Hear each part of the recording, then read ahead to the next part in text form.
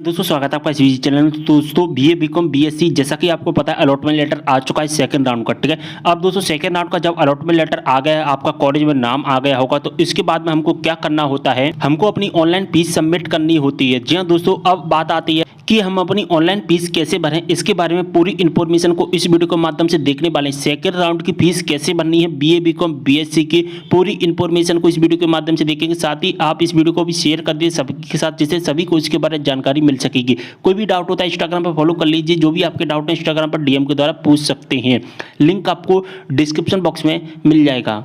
तो दोस्तों सबसे पहले आपको इसकी ऑफिशियल वेबसाइट पर आ जाना है। ई प्रवेश, इस ऑफिशियल वेबसाइट का नाम है ई प्रवेश। इस ऑफिशियल वेबसाइट पर आ जाना है आपको। इसके बाद में आपके सामने इस तरह का इंटरफेस आ जाएगा। तो यहाँ पर आपको दिखाई देगा अंडर ग्रेजुएट, तो इस वाली लिंक पर आपको क्लिक करना है। इसके बाद दोस्तों आपके सामने बहुत सारे लिंक्स आ जाएंगे। इसके बाद में आपको क्या करना है, यहाँ पर सेकंड नंबर पर लिंक दिखाई देगा फीस सबमिट करने का, एडमिशन फीस सबमिट। और 10 सितंबर से लेकर 10 सितंबर से 14 सितंबर तक आप अपनी फीस को सबमिट कर पाएंगे। अगर आपका अलॉटमेंट लेटर में नाम आ जाता है, आपका किसी कॉलेज में नाम आ जाता है, तभी आप फीस सबमिट कर पाएंगे। अगर आपने अभी तक अपना अलॉटमेंट लेटर डाउनलोड नहीं किया है तो इस लिंक के माध्यम से कर सकते हैं। मैंने वीडियो कंप्लीट बना दिया, लिंक आपको डिस्क्रिप्शन बॉक्स में मिल जाएगा। अब दोस्तों हमको फीस सबमिट करनी है, तो इसलिए हम सेकंड लिंक का यूज करेंगे फीस सबमिट करने के लिए। तो दोस्तों इसके बाद हमारे सामने इस तरह का इंटरफेस आ जाएगा। यहाँ पर दिखाई देगा अंडर ग्रेजुएट फीस इनिशिएट। और यहाँ पर दोस्तों सबसे पहले आपको अपना रजिस्ट्रेशन नंबर डालना है, 121 से स्टार्ट होता है वो डाल देना। इसके बाद डेट ऑफ बर्थ डालना है। इसके बाद यहाँ पर अपना पासवर्ड डालना है। यहाँ पर जो कैप्चा कोड दिया गया है 9+4 का आंसर यहाँ पर डालना है।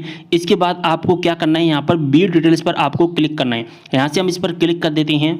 तो दोस्तों जैसा कि आप देख पा रहे हैं हमारे सामने कुछ इस तरह का इंटरफेस आ जाता है। यहाँ पर दोस्तों हमको फीस सबमिट करने के लिए सबसे पहले यहाँ पर हमारी पर्सनल डिटेल्स दिखाई देंगी, जैसा कि आप देख पा रहे हैं। और यहाँ पर दिखाई दे रहा है दोस्तों under graduate course admission fees submit. तो दोस्तों यहाँ पर फीस सबमिट करने के लिए यहाँ पर सबसे पहले कैंडिडेट की पर्सनल डिटेल्स दिखाई देगी। इसके बाद में दोस्तों यहाँ पर आपको दिखाई देगा कि कौन सा कॉलेज अलॉट किया गया है। जो भी कॉलेज आपको अलॉट किया गया होगा उस कॉलेज का यहाँ पर आपको नाम दिखाई दे जाएगा, और किस कैटेगरी से किया गया है और किस कोर्स में किया गया है। तो बीएससी में किया गया है केमिस्ट्री फिजिक्स मैथमेटिक्स से यहाँ पर हमको किया गया है अलॉट। अब दोस्तों यहाँ पर दोस्तों क्या एक स्कीम लागू की गई है, नेशनल एजुकेशनल सिस्टम यानी कि राष्ट्रीय शिक्षा नीति 2020 को इस बार लागू किया गया है। और दोस्तों राष्ट्रीय शिक्षा नीति 2020 में हमको क्या करना होता है, हमको अपने सब्जेक्ट सिलेक्ट करने होते हैं। क्या करना होता है दोस्तों, हमको अपने सब्जेक्ट सिलेक्ट करने होते हैं। पहले क्या होता था दोस्तों, जो सब्जेक्ट सिलेक्ट होते थे वो कॉलेज में जाकर सब्जेक्ट सिलेक्ट होते थे। कहाँ पर होते थे, कॉलेज में जाकर सब्जेक्ट सिलेक्ट करने होते थे। लेकिन लगभग सितंबर से अक्टूबर में जो हमारे सब्जेक्ट सिलेक्ट होते थे। लेकिन दोस्तों वहाँ पर क्या है, बहुत दिक्कत आती थी काफ़ी स्टूडेंट को सब्जेक्ट सिलेक्ट करने में। लेकिन दोस्तों इस बार क्या नियम लागू किया गया है, इस बार नियम लागू किया गया है कि आप ऑनलाइन यानी कि जब फीस सबमिट करोगे, जी हाँ दोस्तों ध्यान से समझिए, मैं जो भी बताऊंगा अन्यथा आप बहुत सारी मिस्टेक कर दोगे। जब आप अपनी फीस सबमिट करोगे उसी टाइम पर आपको अपने सब्जेक्ट सिलेक्ट करने होंगे। जी हाँ दोस्तों, तो दोस्तों सब्जेक्ट आपको बीएससी, जी हाँ दोस्तों बीएससी में क्या होता है दोस्तों, बीएससी में एक तो पीसीएम होता है, एक पीसीबी होता है। इसके बाद में दोस्तों एमकॉम होता है, एमकॉम में भी होते हैं 2-3 सब्जेक्ट। और इसके बाद में दोस्तों एक बीए होता है, बीए में दोस्तों यानी कि आर्ट होता है, जहाँ इसमें पॉलिटिकल साइंस हिंदी, इसमें बीए में सबसे ज़्यादा यानी कि 10 से 15 कोर्स होते हैं, उनमें से 10 से 15 सब्जेक्ट होते हैं, उनमें से हमको एक सब्जेक्ट सिलेक्ट करना होता है। तो दोस्तों हम सबसे पहले बीएससी की बात कर लेते हैं। बीएससी और एमकॉम जो जो बीएससी और बीकॉम, यहाँ पर गलती हो गई दोस्तों, हाँ बीएससी और बीकॉम का जो प्रोसेस रहता है सब्जेक्ट सिलेक्ट करने का वो सेम रहता है। लेकिन बीए में यहाँ पर कुछ चेंजिंग हो जाता है, लेकिन मैं यहाँ पर सब कुछ आपको क्लियर बताऊँगा दोस्तों। सबसे पहले हमको यहाँ पर मेजर सब्जेक्ट सिलेक्ट करना होता है, इसके बाद माइनर सब्जेक्ट। मेजर सब्जेक्ट का मतलब होता है सबसे बड़ा सब्जेक्ट, यानी कि दोस्तों अगर हमने पीसीएम लिया है यानी कि फिजिक्स केमिस्ट्री मैथ, दोस्तों बीएससी वाले स्टूडेंट को या मैं आपको बायोलॉजी वाले स्टूडेंट को बता रहा हूँ दोस्तों, तो हमने पीसीएम लिया है तो पीसीएम में सबसे मेन सब्जेक्ट कौन सा होता है दोस्तों, मैथ में। और बायोलॉजी अगर लिया है तो वहाँ पर बायो हमारा मेन सब्जेक्ट होता है। तो दोस्तों यहाँ पर जो हमारा मेजर सब्जेक्ट है वो यहाँ पर हमको सिलेक्ट करना है। और माइनर सब्जेक्ट में आपको जो इससे कोई माइनर सब्जेक्ट में आप कोई भी एक सब्जेक्ट सिलेक्ट कर सकते हैं। और जो सब्जेक्ट आपको पसंद नहीं है, काफ़ी ज़्यादा बेकार लगता है आपको सब्जेक्ट, वो आपको इलेक्टिव सब्जेक्ट में आपको सिलेक्ट करने है। अब मैं आपको यहाँ पर सिलेक्ट करके दिखा देता हूँ दोस्तों। तो दोस्तों फीस को सबमिट करने से पहले, सब्जेक्ट को सिलेक्ट करने से पहले सबसे पहले थोड़ा हम राष्ट्रीय शिक्षा नीति के बारे में जान लेते हैं। तो दोस्तों 6.7 नंबर के पैरा में लिखा गया है कि महाविद्यालय संकाय आवंटन पश्चात प्रवेश शुल्क भुगतान के पूर्व आवेदकों द्वारा ऑनलाइन विषय चयन किए जाने संबंधी निर्देश। इसका मतलब है दोस्तों, जो हमारा अलॉटमेंट लेटर डाउनलोड हुआ है, अलॉटमेंट लेटर में जो भी हमको कॉलेज मिला है, तो कॉलेज मिलने के बाद में दोस्तों हमको क्या करना होता है, पेज सबमिट करनी होती है। लेकिन दोस्तों पेज सबमिट करने से पहले यहाँ पर क्लियर लिखा गया है कि हमको ऑनलाइन सब्जेक्ट सेलेक्ट करना होगा। जैसा कि मैंने अभी आपको बताया था, मैं जो कि minor subject, major subject, elective subject, तो उनमें से हमको कुछ सब्जेक्ट हैं, 2 सब्जेक्ट सेलेक्ट करने होते हैं। अब दोस्तों यहाँ पर देख लीजिए, देखिए यहाँ पर क्लियर लिखा गया है कि कॉलेज आवंटन होने पर राष्ट्रीय शिक्षा नीति 2020 के तहत नवीन पाठ्यक्रम अनुसार, यानी कि नया कोर्स इस बार लागू किया गया, उसके अनुसार दोस्तों हमको जो विषय हैं उनको चयन करना होगा। उस चयन की प्रक्रिया से थोड़ा गुजरना होगा। और चयन की प्रक्रिया में दोस्तों क्या होता है, हमारे सबसे पहले 3 मुख्य सब्जेक्ट होते हैं। जैसा कि आपको पता होगा, कोई भी सब्जेक्ट हो, कोई भी कोर्स हो, उसमें हमारे 3 सब्जेक्ट होते हैं। जैसा कि हमारा PCM हो गया, हमारा PCB हो गया। तो दोस्तों हमारे जो 3 मुख्य सब्जेक्ट होते हैं, 3 मेन सब्जेक्ट होते हैं। तो दोस्तों 3 मेन सब्जेक्ट को हमको सिलेक्ट करना है, केवल 3 मेन सब्जेक्ट को यहाँ पर हमको सिलेक्ट करना है। लेकिन दोस्तों राष्ट्रीय शिक्षा नीति 2020 क्या कहती है, अब यहाँ पर जरा समझ लीजिए कि राष्ट्रीय शिक्षा नीति 2020 कहती है कि आवेदक अभिरुचि अनुसार 3 मुख्य विषय में से किसी एक के स्थान पर अन्य कोर्स के किसी सब्जेक्ट का चयन कर सकता है। यहाँ पर दोस्तों राष्ट्रीय शिक्षा नीति हमारी 2020 क्या कहती है, एक बार ज़रा ध्यान से समझ लीजिए। जो हमारे 3 मुख्य सब्जेक्ट होते हैं, जैसा कि हमारा फिजिक्स हो गया, जैसा कि हमारा केमिस्ट्री हो गया, मैं आपको एग्जाम्पल के लिए समझा रहा हूँ, और इसके बाद हमारा मैथ हो गया। तो हमारे दोस्तों यहाँ पर 3 मेन सब्जेक्ट होते हैं। तो दोस्तों राष्ट्रीय शिक्षा नीति के अनुसार दोस्तों 3 मुख्य विषय में से किसी एक के स्थान पर अन्य संख्याएं, यानी कि अन्य संख्याएं कौन सा हो गया, ये तो हमारा PCM हो गया। अन्य संख्याएं जैसा कि हमारा कौन सा हो गया, हमारा हो गया दोस्तों BCom। तो BCom हो गया, या दोस्तों हमारा क्या हो गया, इसके अलावा BA हो गया। ठीक है, क्या हो गया दोस्तों, BA हो गया। तो BCom या BA में से हम एक सब्जेक्ट उठा करके हम अपने PCM में लगा सकते हैं। मान के चलिए हमारे 3 मुख्य सब्जेक्ट होते हैं, ज़रा ध्यान से समझिए। हमारे 3 मुख्य सब्जेक्ट कौन से हो गए, एक तो हमारा हो गया दोस्तों मैथ, ज़रा ध्यान से समझिए, एक मैथ हो गया, एक फिजिक्स हो गया हमारा, और एक केमिस्ट्री हो गया। अब दोस्तों इनमें से मुझे क्या है ना दोस्तों, फिजिक्स क्या है, थोड़ा अच्छा नहीं लगता है, मुझे फिजिक्स अच्छा नहीं लगता है। हमको सिलेक्ट केवल 3 सब्जेक्ट करनी है। यहाँ पर मुझे फिजिक्स अच्छा नहीं लगता है, मुझे अच्छा लगता है मैथ और केमिस्ट्री। लेकिन अब हमको सब्जेक्ट तो सिलेक्ट 3 ही करने हैं। तो दोस्तों 3 सब्जेक्ट सिलेक्ट करने हैं, तो हमको 3 सब्जेक्ट अब सिलेक्ट करने होंगे। देखिए अब कैसे करना होगा, यहाँ पर हमने फिजिक्स को हटा दिया, यहाँ से हमने फिजिक्स को हटा दिया, बचा क्या, मैथ बचा और केमिस्ट्री बचा। ठीक है, हमने यहाँ से फिजिक्स को हटा दिया। अब दोस्तों हमारा मैथ बचा है और केमिस्ट्री बचा है। तो हम क्या करेंगे, मुझे BA का कोई एक सब्जेक्ट अच्छा लगता है, क्या लगता है, मुझे BA का एक सब्जेक्ट अच्छा लगता है। तो मैं क्या करूँगा ना दोस्तों, BA में से क्या करूँगा दोस्तों, BA में से कोई एक सब्जेक्ट, जैसा कि इकोनॉमिक्स। जी हाँ दोस्तों, इकोनॉमिक्स सब्जेक्ट को मैं यहाँ पर लगा दूंगा, इकोनॉमिक्स सब्जेक्ट को मैं यहाँ पर लगा दूंगा। तो मेरे 3 मेन सब्जेक्ट बन जाएंगे, मैथ बन जाएगा, केमिस्ट्री बन जाएगा और इकोनॉमिक्स बन जाएगा। तो इस तरह से हम राष्ट्रीय शिक्षा नीति के अनुसार हमको 3 मेन सब्जेक्ट सिलेक्ट करने होते हैं। तो 2 तो हमारे सब्जेक्ट के ही रहते हैं, और किसी एक जो सब्जेक्ट होता है किसी अन्य ब्रांच से हम ले सकते हैं। इसके साथ ही दोस्तों यहाँ पर हमको क्या करना होता है, एक तो हमारा जेनरिक विषय हमने सिलेक्ट कर लिया, यहाँ पर हमको एक वोकेशनल सब्जेक्ट भी हमको सिलेक्ट करना होता है। जैसा कि मैंने आपको बताया, जो हम एक किसी अन्य ब्रांच का सब्जेक्ट सिलेक्ट करते हैं वो इलेक्टिव सब्जेक्ट में करते हैं, और माइनर और मेजर हमारे मेन सब्जेक्ट हो ही जाते हैं। तो यहाँ पर मैंने पूरी राष्ट्रीय शिक्षा नीति 2020 आपको समझा दी है। तो दोस्तों जैसा कि आप देख पा रहे हैं, यहाँ पर सबसे पहले हमको मेजर सब्जेक्ट सिलेक्ट करना है। मेजर सब्जेक्ट में हमको एक अपना जो मेन सब्जेक्ट, जैसा कि मैथमेटिक्स हमने यहाँ पर सिलेक्ट कर लिया। ठीक है, इसके बाद में दोस्तों माइनर सब्जेक्ट हमने केमिस्ट्री। और दोस्तों जो भी सब्जेक्ट आपको चेंज करना है, आप वो यहाँ पर चेंज कर सकते हैं। अगर आपको चेंज करना है तो कर सकते हैं, अगर आपको कोई भी चेंजिंग नहीं करनी है, किसी अदर ब्रांच का यहाँ पर सब्जेक्ट चेंज नहीं करना है, तो नहीं कर सकते हैं, और अपना जो मेन ब्रांच का यहाँ पर सब्जेक्ट ले सकते हैं। इसके बाद दोस्तों आपको क्या करना होता है, जो दोस्तों मैंने आपको बताया था ना कि राष्ट्रीय शिक्षा नीति लागू की गई है, वो राष्ट्रीय शिक्षा नीति यहीं पर लागू की गई है ओपन इलेक्टिव सब्जेक्ट में। 2 तो हमारे मेन सब्जेक्ट हो गए, और दोस्तों हमको जो अदर ब्रांच का सब्जेक्ट ऐड करना होता है वो इसी जगह पर हमको ऐड करना होता है, ओपन इलेक्टिव सब्जेक्ट। दोस्तों अगर आप BA और बीकॉम के सब्जेक्ट सिलेक्ट करना चाहते हैं तो इसके लिए मैंने एक अलग से वीडियो बना दी।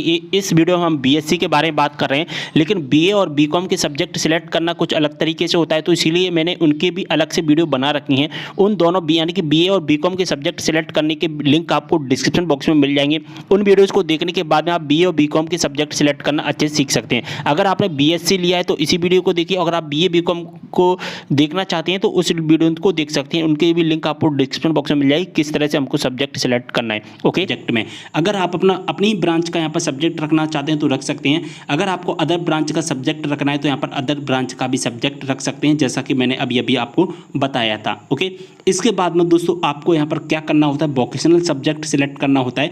वोकेशनल सब्जेक्ट पहले क्या होता था दोस्तों, थर्ड ईयर में सिलेक्ट किया जाता था। थर्ड ईयर में कहाँ पर सिलेक्ट किया जाता था दोस्तों, जो थर्ड ईयर में जो प्रोजेक्ट बनवाया जाता था हमसे, वो किसी भी टॉपिक पर एक प्रोजेक्ट बनवाया जाता था, वो इन्हीं टॉपिक में से एक टॉपिक में बनवाया जाता था। लेकिन दोस्तों अब आपको जो प्रोजेक्ट बनवाया जाएगा वो आपको पहले ही सिलेक्ट कर लेना होगा। तो दोस्तों यहाँ से आप कोई भी एक सिलेक्ट कर सकते हैं, जो भी आपकी एबिलिटी है उसके अनुसार आप यहाँ से कोई भी एक सिलेक्ट कर सकते हैं। यहाँ पर आपको खाली नहीं छोड़ना है। इससे पहले वीडियो मैंने आपको बताया इसे खाली छोड़ सकते हैं, लेकिन अब इसको खाली नहीं छोड़ना है, आपको इसको फिल करना ही होगा। इसके बाद दोस्तों प्रोजेक्ट और इंटर्नशिप में से हमको एक सिलेक्ट करना है। अब प्रोजेक्ट और इंटर्नशिप का क्या मतलब होता है वो यहाँ पर आप देख लीजिए दोस्तों। सबसे पहले यहाँ पर दिया गया है फील्ड प्रोजेक्ट, इसके बाद इंटर्नशिप दिया गया है, इसके बाद अप्रेंटिसशिप दिया गया है, इसके बाद यहाँ पर दिया गया है कम्युनिटी इंगेजमेंट एंड सर्विस। तो दोस्तों इसमें से आपको एक सिलेक्ट करना है। अब दोस्तों इसमें से आपको सिलेक्ट करने से पहले यहाँ पर आप देख लीजिए इनका मतलब क्या होता है। यहाँ पर देखिए क्लियर लिखा गया है कि फील्ड प्रोजेक्ट का क्या मतलब होता है। यहाँ पर क्लियर लिखा गया है कि दोस्तों फील्ड प्रोजेक्ट का मतलब होता है विद्यार्थियों को जहाँ पर भ्रमण कराया जाता है। वैसे अब नहीं होता है, लेकिन जहाँ पहले क्या होता था दोस्तों, या अब आगे होने वाला है कि यूनिवर्सिटी के द्वारा कॉलेज के द्वारा छात्रों से भ्रमण करवाया जाता था, यानी कि घुमाने ले जाया जाता था। और वहाँ पर उन्होंने क्या क्या देखा है, वो फील्ड प्रोजेक्ट के अंतर्गत वो अपना एक प्रोजेक्ट तैयार कर देते। तो अगर आपको फील्ड प्रोजेक्ट अच्छा लगता है तो फील्ड प्रोजेक्ट पर आपको क्लिक करना है।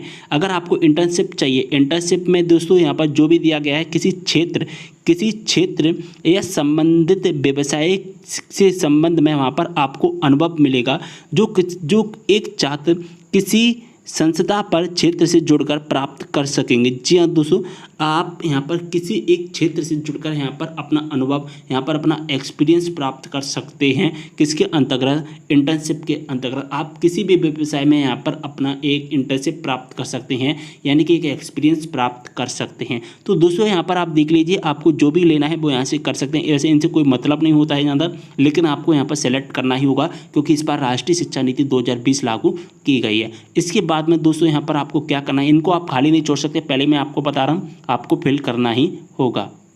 अब दोस्तों यहाँ पर हमको क्या करना है वो जरा ध्यान से समझ लीजिए। यहाँ पर दोस्तों हमको अपना अन्य विवरण देना है। अब अन्य विवरण में हमको क्या देना है दोस्तों, अदर डिटेल्स में सबसे पहले हमको कोरोना वैक्सीन का स्टेटस देना होगा।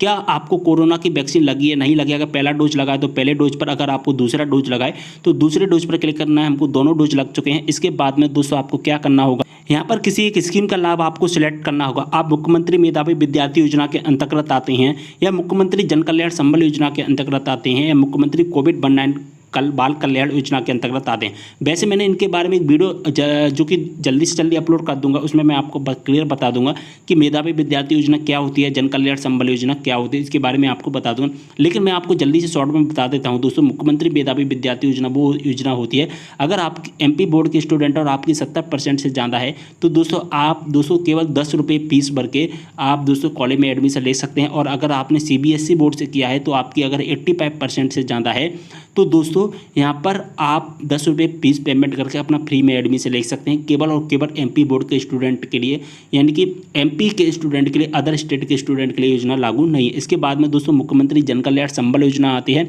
जो कि श्रमिक कार्ड होते हैं। आपके फादर का या आपकी मदर का श्रमिक कार्ड बना होगा दोस्तों, आप अपने घर पर पूछ लीजिए, संबल कार्ड होता है। अगर आपका वो कार्ड बना हुआ है तो दोस्तों आप इसका लाभ ले सकते हो। मुख्यमंत्री कोविड-19 बाल कल्याण योजना का केवल वो स्टूडेंट लाभ ले सकते हैं जिनके माता पिता की मृत्यु कोरोना की वजह से हुई है, वो यहाँ पर लाभ ले सकते हैं और फ्री में अपना एडमिशन करवा सकते हैं।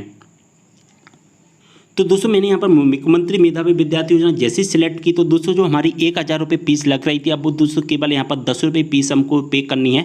और इसके बाद में यहाँ पर जो कि कैप्चा कोड पर राइट का निशान टिक कर देना है। इसके बाद प्रोसीड टू पे एडमिशन फी पर क्लिक करना है।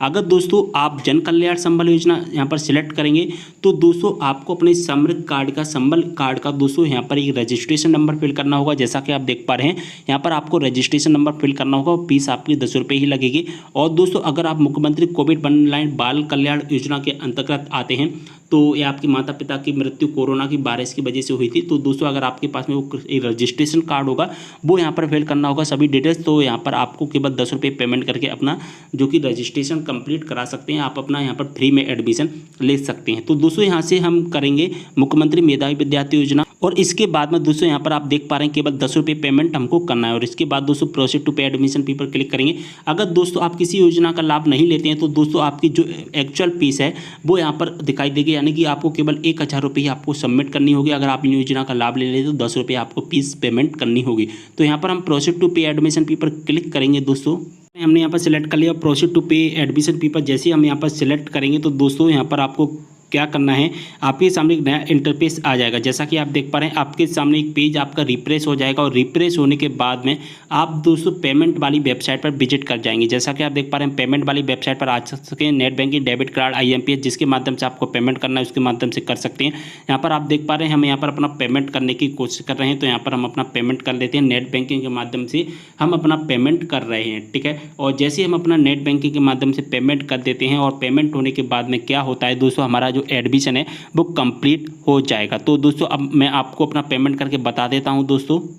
तो दोस्तों जैसा कि आप देख पा रहे हैं हमने अपना पेमेंट कंप्लीट कर लिया है। पेमेंट कंप्लीट होने के बाद में कुछ इस तरह का इंटरफेस आ जाएगा। यहाँ पर दोस्तों हमारी ट्रांजैक्शन डिटेल्स आपको दिखाई देंगी। सबसे पहले आपको ट्रांजैक्शन डिटेल्स आपको दिखाई दी जाएंगी, जो भी आपकी ट्रांजैक्शन डिटेल्स है।